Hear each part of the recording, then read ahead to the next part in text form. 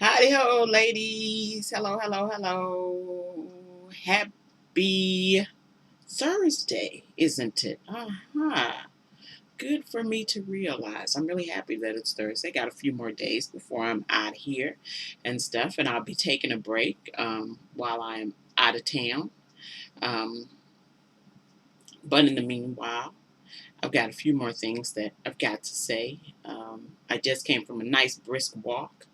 I got on my little walking clothes and stuff, try to do the best I can for my health and everything because, well, I'm a type 1 diabetic and stuff. And, it's just something I have to try to manage and kind of slow the progression of all the things that are going to go wrong or could possibly go wrong as I get in on more years of being a type 1 diabetic. So it's been 34 years, which is a really long time to live with a chronic disease and stuff. But I've got some issues, as you can see, I've got a thyroid issue, and so the bottom of my neck is kind of usually looks kind of swole up and stuff, but that's because of my thyroid. And it's just something that recently happened, and it just sort of happens.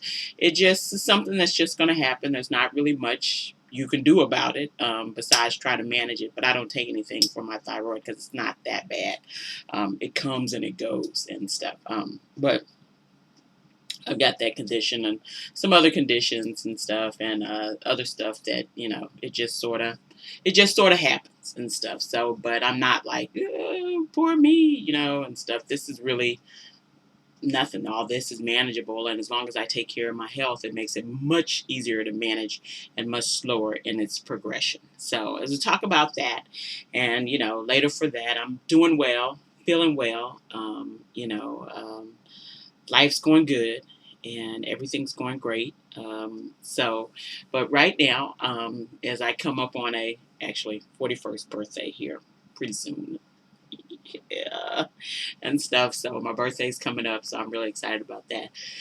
But as we do all that and think about all that, I want to just talk about something that me and some folks and I talked to lots of folks on Twitter, and it's fun, because we've got some similar ideas about stuff, and we just talk about different things, and we were talking about this show called Ready for Love, and if you've never seen it, it comes on Tuesdays, I think, and it's supposed to be a show where they're like three guys that are supposedly ready for love, and they're out here trying to find these women, and stuff. And I guess it looked to me when it first came out like the anti-Bachelor, but now as time has gone on, it's like, oh, Bachelor, but 10 times worse because there's three dudes, okay, and stuff. And me and someone, a Twitter friend of mine, talk about it on regular occasion. We were talking about it yesterday, and then someone else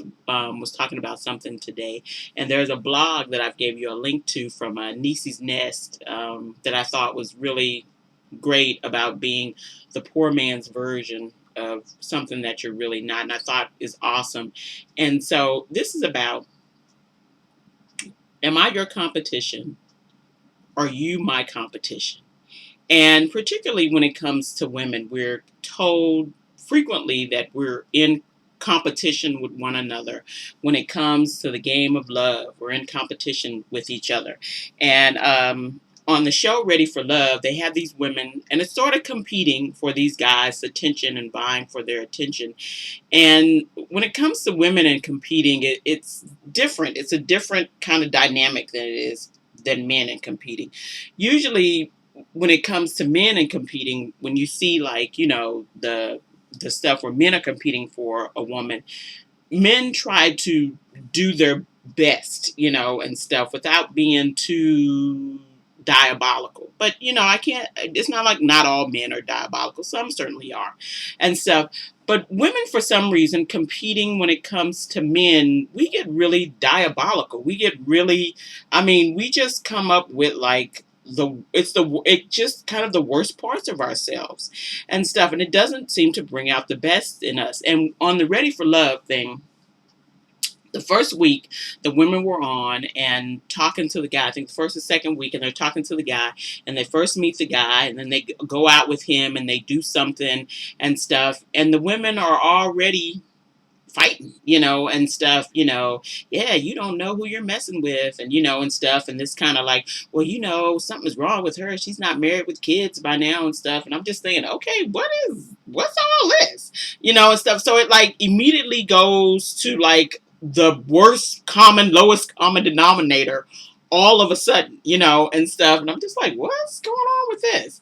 And and so there's this constant sort of message out there that women are competing with one another. And as women, we throw that message out to one another. Yeah, these women, they're your competition, and you have to be competing with this set of women and that set of women and all this stuff, instead of sort of encouraging women to be who they are and letting that draw a mate. I've always said this, and I've said this on here before. I'm not in competition with nobody. I don't know how I can be in a competition that I don't really know about and didn't really sign up for, okay, and stuff. So I'm not in competition with anybody. There's no competition here. When I decided to, start dating again after the breakup of my marriage and everything, it wasn't like I was thinking, well, I gotta compete with her and her and her and her and her. I don't have to compete with no bunch of women. And I was online. And I think online this happens quite a bit. And women are looking, trying to see what the other women look like and all this stuff. And I certainly did that and stuff. And it was like, oh, okay, well, you're just curious. I was just curious. But I wasn't thinking, well, I have to do this, or I have to do this, or I saw something that she did and I need to do that. Because really, when it comes to competition, I can't really be something that I'm not. When you do competition, you all have to sort of start off at the same spot, and stuff. So, you'd have to look similar and be similar to compete fairly against one another and stuff. And so really when it comes to like finding people or finding mates and stuff for women, don't be fooled. Don't believe the hype. Don't get with the okey-doke. You're not in competition with any other woman. You're really in competition with yourself, making your best self to draw somebody. If you really want to find somebody, if that's what you want, to find somebody to have a relationship with, to get married, have kids, whatever, and stuff, you're only in competition with you. So with me, I'm only in competition with making a better me. So as I decided to, okay, well, I'm going to think about dating again and finding somebody, I had to improve on me. I wasn't really worried about how everybody else was looking or what they were doing. I could only be about me. I can only make the best me and stuff, and particularly for Black women, we're always being told by a bunch of blogs and a bunch of people that we're not good enough. We're not up to snuff. We need to do this. We need to do that. Girl, do this, girl, do that, girl, your hair is too straight, your hair is too nappy, your lips too big, they ain't big enough, your butt's too flat, it's too round, you're too fat, you're too thin, you're too short, you're too tall, you're not, cultured enough, you're too cultured, and stuff, you're too into your career, you're not in your career, and it's just kind of like everywhere you go, there's all these competing, sort of competing, pieces of advice and stuff from 20 million people. Listen, my thought is, you coming here and watching me or watching my blog or whatever is for me to encourage you to be the best you. I don't really know who that is. Only you can figure out who is the authentic you. Okay, and stuff, and who's the best you, and the one with the healthiest boundaries, with the healthiest mental health, with the healthiest feelings about herself. I can't tell you need to be a size 2 to get a man, and stuff, because that's not really my job, and stuff. If you feel like that, you don't like who you are, and you don't like the way you look, or you're thinking, and stuff, it's really sort of for you to figure out. Now, you really couldn't do that in comparison to a bunch of other people and trying to compete with a bunch of other women. Because I've heard this time and time again on different blogs about black women need to be like this white woman or this Asian woman and stuff. And then I'm thinking, how is that going to happen? I'm a black woman. I'm a black woman with, black women features, the features of most women from, most women from the African continent, who even there look different. But I can't be the Asian woman and I can't be the white woman. I can't even get, why even worry about them folks, and stuff. I can't be some version of them. I can only be me. So I had to figure out, well, what's the best parts of me? The parts that I'd like to accentuate, the parts that I think somebody else in a mate would find valuable, and stuff, Now, on the outside, it's all different for everybody. I'm a tall woman. I'm not a little woman. I've told you that before. I'm a tall woman, and I'm not a little woman. And and stuff.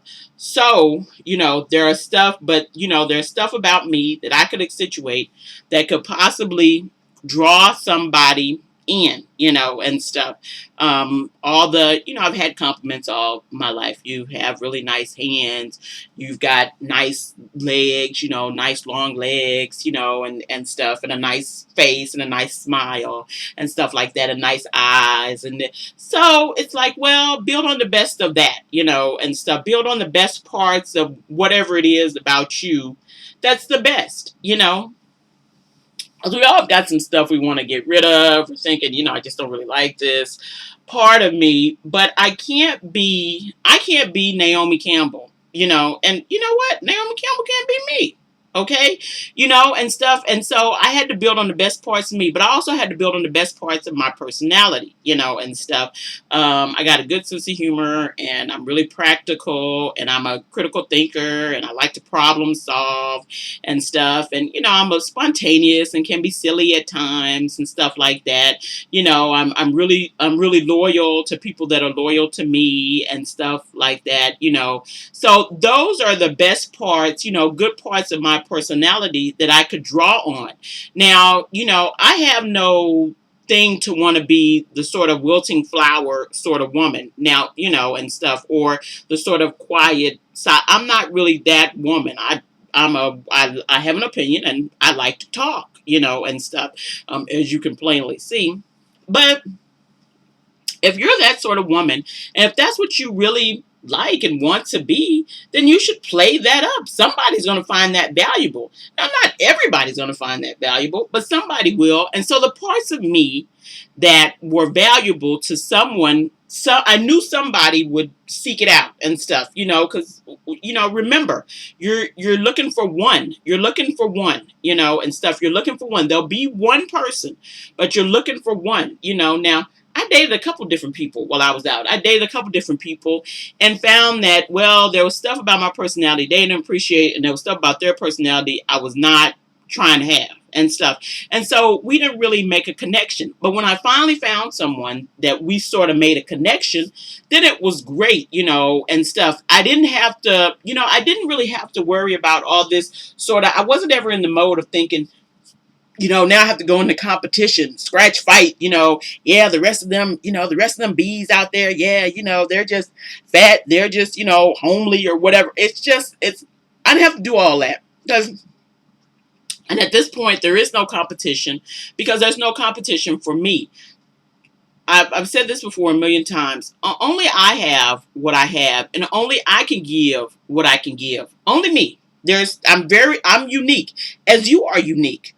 Only I have it, and stuff. And so me worrying about another woman, possibly swooping in and taking my man, and stuff is sort of silly, and stuff. Because if that's really, tell you the truth, if that's really what he wants is somebody else, then that's what he should have, bye, and stuff. That's what he really wants. But if you're what he wants, whatever else is out there is not really competition for you. It's not really anything for you. It's not anything for you to worry about. And I'm not competing with anybody. I'm done. I've never done it. But if I was in a competition that I didn't know about, trust and believe, I'm done with that now. Okay, I won that competition. We're married. I won. There you go. Bam, payal. Okay, end of story. I'm not going to be in some constant sort of, fight to the death, under the Thunderdome with a bunch of other women. That's not going to happen. Um, but you have to understand that there's sort of this okey-doke that's going on with women. And the other woman and I were talking about Ready for Love. We thought we were talking about it. It's sort of this okey-doke of women are somehow being told there is this really finite group of marriageable men. There's this really small group of marriageable men. And every woman in the world is trying to get with this small group because, of course, every woman in the world wants to be married and stuff. Okay, whatever. But every woman in the world wants to be married. So there's this really small, finite group of men. And so on Ready for Love, there's all these women, and these are nice looking, accomplished women. And I'm thinking, these women should not be having this sort of issue finding dates. But it's sort of in our own psyche as we keep being told, you all are just sort of messed up. And you keep messing up your thing with men and stuff. And there's all these great guys out here, but you keep messing up.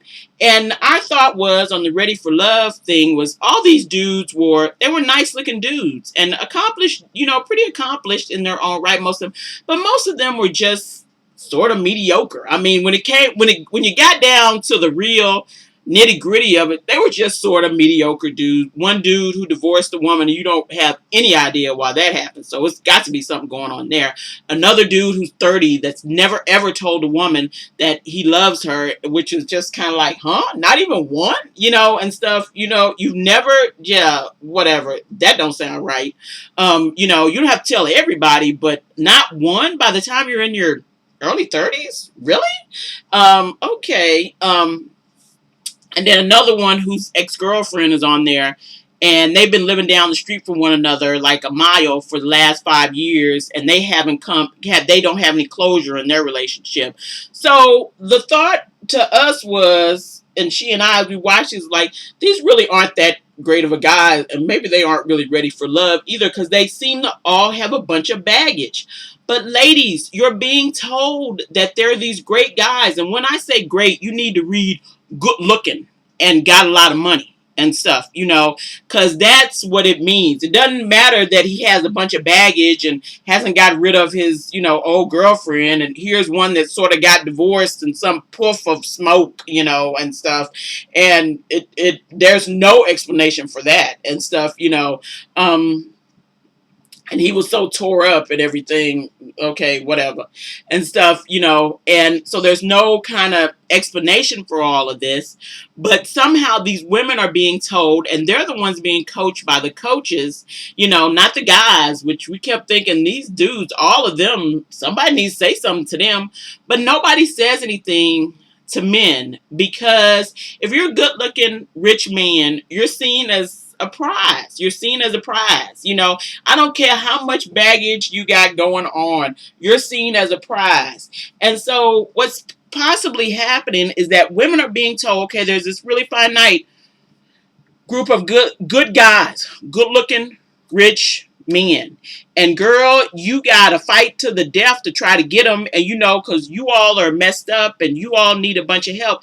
And listen, I'm not saying that a bunch of women probably don't need therapy, but a bunch of men need it too, okay, and stuff. And I'm not saying they're not women who don't have issues, but there are a bunch of men with issues too. And so it just seems like women are constantly reminded.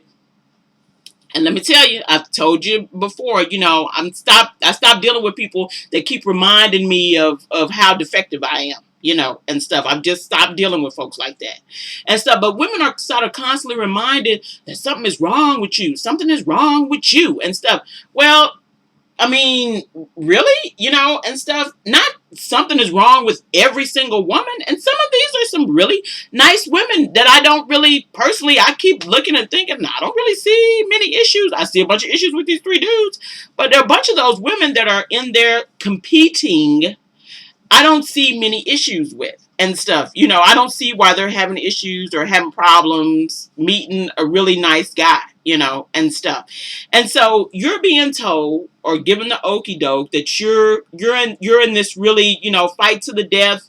There's just a few supply and demand, there's this small supply and this huge demand when there's really not. And you're being fawned off as women on a bunch of really sort of mediocre dudes, okay? Let's just tell the truth, okay? I don't care how hot you are. Good looks only last so long, okay? Asshole lasts forever, okay, and stuff. And so you're being fawned off and told this, and how you have to compete with women constantly, constantly, constantly, constantly competing with other women for this finite amount of really good men. Once again, read good looking and rich, okay, and stuff, which is, if that's the criteria, that's the criteria. But that seems to be the criteria. And so it's this constant thing of women being told you're not doing enough. You're not being enough. You're too bitchy. You're too demanding. You want too much. You're this, you're that. And we're taking it all in, hoping to get one of these, few dudes that's left out here when there's just ladies, don't believe the hype. There's a ton of dudes out here.